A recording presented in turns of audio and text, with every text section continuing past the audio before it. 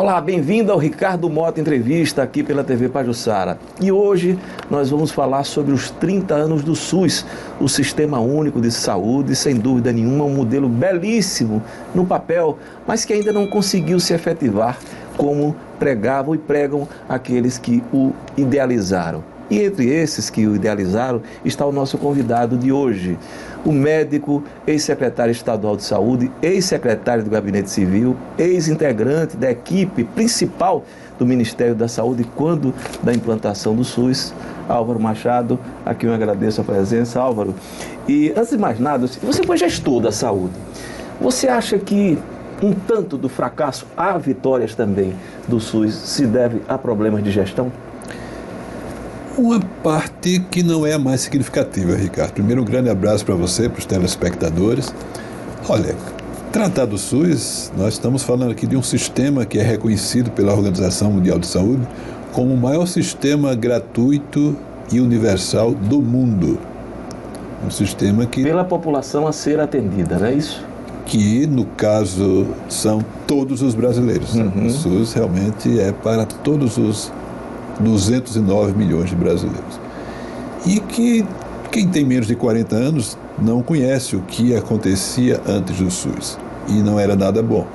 Porque, na verdade, rapidamente um pouco dessa história pregressa, né? Nós tivemos aí, entre os anos 1930 até 1945, aqueles institutos de aposentadorias e pensões que eram de algumas categorias mais privilegiadas, tipo ferroviários, marítimos, alguns servidores federais. Meu pai era do IPASB, né? Exatamente. E que se organizavam para que houvesse uma assistência médica própria desses institutos apenas para aqueles funcionários. Em 1960, esses institutos todos foram reunidos no INPS. E na década de 1970 surgiu o INAMPS, que era o braço do INPS voltado para assistência médica.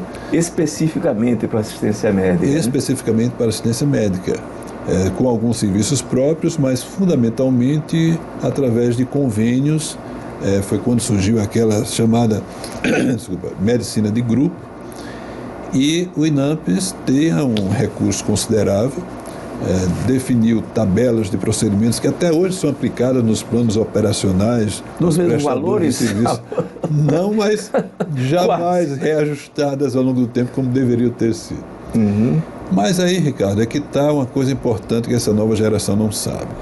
É que essa assistência médica pública prestada pelo INAMPS era exclusivamente para quem contribuía com a Previdência Social. Quem tinha carteira assinada. Quem tinha carteira, aquela famigerada carteirinha assinada que tinha que carimbar periodicamente para provar que continuava contribuindo com a Previdência.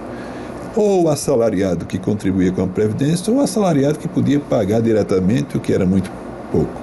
Então você tinha uma massa importante de brasileiros fora do sistema público de saúde.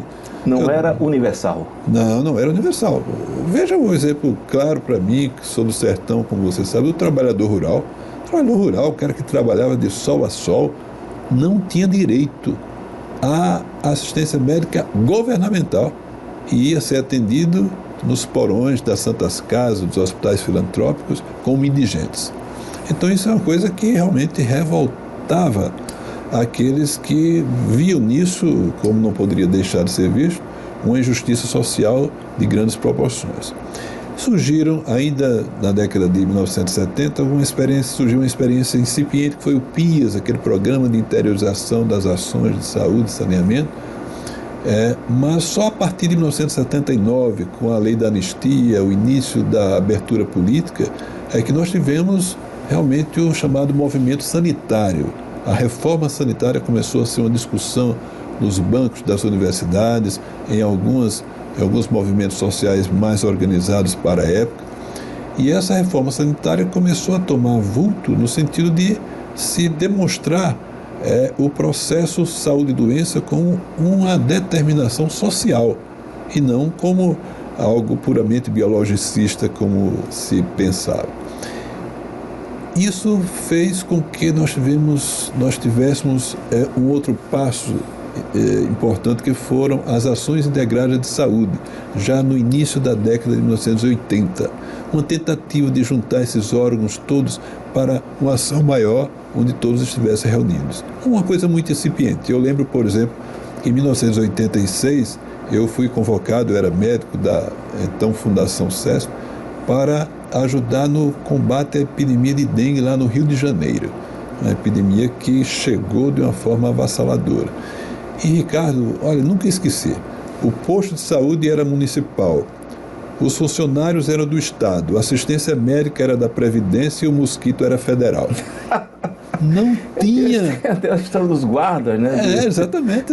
Os guardas sanitários. Os guardas eram da SUCAM, que era da SUCAM Federal. Então, não tinha uma coordenação efetiva, não tinha uma organização que realmente fizesse frente àquela epidemia, tanto que o Aedes aegypti chegou naquela época para ficar. Nunca mais foi, nem irá mais embora. Então, isso realmente era uma coisa que precisava mudar.